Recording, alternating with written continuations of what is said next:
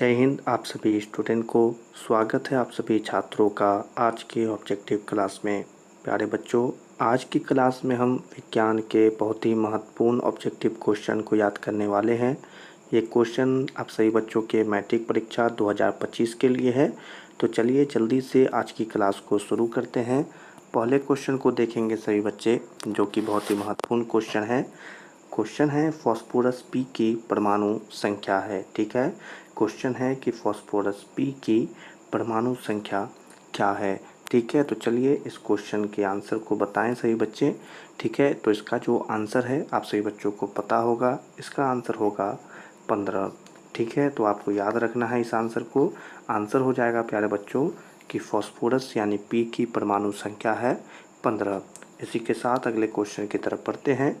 अगला क्वेश्चन है आयनिक यौगिक NaCl का गलनांक है। ठीक है, क्या पूछा जा रहा है आपसे? गलनांक पूछा जा रहा है कि आयनिक यौगिक NaCl का गलनांक है। चलिए इस क्वेश्चन का भी आंसर बताएं आप सभी बच्चे। तो इसका जो सही आंसर होगा बच्चों वो है 1074 यानी 1074। ठीक है, तो आपको याद रखना है इसे, यही आपका क्या हो जाएगा, आंसर हो जाएगा। ठीक है, तो याद रखेंगे इस आंसर को प्यारे बच्चे। चलिए इसी के साथ अगले क्वेश्चन पर चलते हैं। अगला क्वेश्चन है निम्नलिखित में किस धातु को केरोसिन में डुबो कर रखते हैं। ठीक है, क्या पूछा जा रहा है? डुबो कर रखते हैं। निम्नलिखित में किस धातु को केरोसिन में डुबो कर रखते हैं। तो इसका आंसर पता होना चाहिए आपको। इसका आंसर है सोडियम। ठीक है प्यारे बच्चों, तो यहाँ पर हमारा आंसर पता चल गया कि इस क्वेश्चन का आंसर है सोडियम। तो आप सभी बच्चे इसे याद रखेंगे। चलिए अगला क्वेश्चन है निम्नलिखित में कौन सी अधातु विद्युत का सुचालक है। ठीक है, यहाँ पर क्वेश्चन क्या पूछ रहा है, सुचालक के बारे में, यानी निम्नलिखित में कौन सी अधातु विद्युत का सुचालक है। चलिए तो इस क्वेश्चन का आंसर तो आप सभी को पता ही होगा। ठीक है, ये तो बहुत ही आसान क्वेश्चन हो गया है।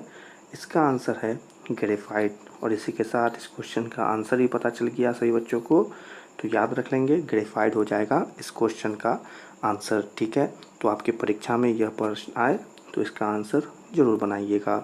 अगला क्वेश्चन है लंबे समय तक अर्धवायु में रहने पर लोहे पर भूरे रंग की पत्र की पदार्थ की परत चढ़ जाती है, जिसे हम क्या कहते हैं। यह क्वेश्चन तो बच्चे को भी पता होना चाहिए, उसे हम जंग कहते हैं। ठीक है, तो इस आंसर को भी याद रखना है सही बच्चों को। तो आप सही प्यारे बच्चे इस क्वेश्चन को याद रखेंगे, आंसर हो जाएगा जंग। चलिए इसी के साथ अगले क्वेश्चन पर चलते हैं। ठीक है, महत्वपूर्ण क्वेश्चन है। क्या है क्वेश्चन बच्चों? अयस्क से धातु का निष्कर्षण तथा उसका परिष्करण कर उपयोगी बनाने के प्रक्रम को क्या कहते हैं। ठीक है, क्वेश्चन है अयस्क से धातु का निष्कर्षण तथा उसका परिष्करण कर उपयोगी बनाने के प्रक्रम को क्या कहते हैं। ठीक है, तो इसका जो आंसर हो जाएगा, यहाँ पर आंसर जो निकल कर आएगा प्यारे बच्चों वो है एकदम सही, धातु कर्म। ठीक है, तो इसी से हमें आंसर का भी पता चल गया है कि आंसर हो जाएगा धातु कर्म। तो आप सभी बच्चे इसे याद रखेंगे। चलिए अगला क्वेश्चन आ गया है प्यारे बच्चों, जंग रोधी स्टील क्या है। ठीक है, क्या है क्वेश्चन? जंग रोधी स्टील क्या है। तो इसका आंसर बताएं जल्दी से आप सभी बच्चे। इसका आंसर क्या होगा, हम सही बच्चों से पूछ रहे हैं, जल्दी से बताएं। इसका आंसर हो जाएगा मिश्र धातु। क्या हो जाएगा? मिश्र धातु, यानी कि सी ऑप्शन सही है, पर आपको याद रखना है मिश्र धातु। चले अगले क्वेश्चन की तरफ बढ़ जाते हैं। अगला क्वेश्चन आया है सबसे अधिक विद्युत ऋणात्मक तत्व है। क्या पूछा जा रहा है? क्वेश्चन पूछा जा रहा है ऋणात्मक बारे में, यानी सबसे अधिक विद्युत ऋणात्मक तत्व कौन सा है। तो इस क्वेश्चन का आंसर बताएं जल्दी से आप सभी बच्चे। तो इसका जो आंसर निकल कर आएगा वो है फ्लोरीन। ठीक है, आंसर याद रखेंगे, क्या हो जाएगा आंसर? आंसर हो जाएगा फ्लोरीन। ठीक है, तो हमने बता दिया है, आपका काम है याद रखना, इसी के लिए ज़रूर आप याद रखेंगे। अगला क्वेश्चन है क्रायोलाइट किस धातु का अयस्क है। यहाँ पर बात किसका हो रहा है? अयस्क का, यानी क्रायोलाइट किस धातु का अयस्क है। तो जल्दी से बताएं इसका आंसर क्या होगा। इसका आंसर है एल्यूमिनियम। ठीक है, इसी के साथ सभी बच्चों को आंसर ही पता चल गया। आंसर हो जाएगा एल्यूमिनियम। ठीक है, तो याद रखना है, अगर यह प्रश्न परीक्षा में आए तो आंसर जरूर करेंगे। अगला क्वेश्चन है, निम्नलिखित में से कौन सबसे कम अभिक्रियाशील धातु है। ठीक है, क्या है क्वेश्चन, अभिक्रियाशील को लेकर के है कि निम्नलिखित में से कौन सबसे कम अभिक्रियाशील धातु है। तो देख लें, इसका आंसर देख लें। आंसर क्या होगा यहाँ पर होगा Fe। ठीक है, यानी आयरन। तो याद रखना है क्या हो जाएगा आंसर हो जाएगा Fe।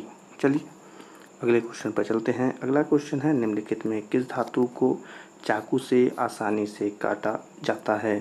ठीक है, क्वेश्चन है, निम्नलिखित में से किस धातु को चाकू से आसानी से काटा जा सकता है। ठीक है, तो आंसर हो जाएगा सोडियम।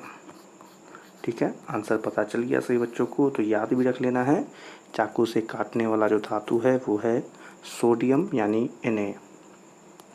चलिए अगले क्वेश्चन पर पढ़ते हैं। लोहे के फ्लाइंग पैन के जंग से बचाने के लिए निम्नलिखित में से कौन सी विधि उपयुक्त है। क्वेश्चन है, लोहे के फ्लाइंग पैन को जंग से बचाने के लिए निम्नलिखित में से कौन सी विधि उपयुक्त है। तो यहाँ पर जो आंसर होगा वो देख लें। जब भी इस प्रकार का आंसर हो तो सबसे पहले इस पर ध्यान देंगे, यानी कि आंसर है ग्रीस लगाकर, पेंट लगाकर और जिंक की परत चढ़ाकर। ठीक है, तो सही आंसर होगा इनमें से सभी। ठीक है, तो याद रखना है। चलें अगले क्वेश्चन पर आ गए हैं। निम्नलिखित में सबसे भारी धातु कौन है। ठीक है, क्वेश्चन है, निम्नलिखित में से सबसे भारी धातु कौन है। तो जल्दी से बताएंगे इसका आंसर हो जाएगा प्यारे बच्चों यूरेनियम।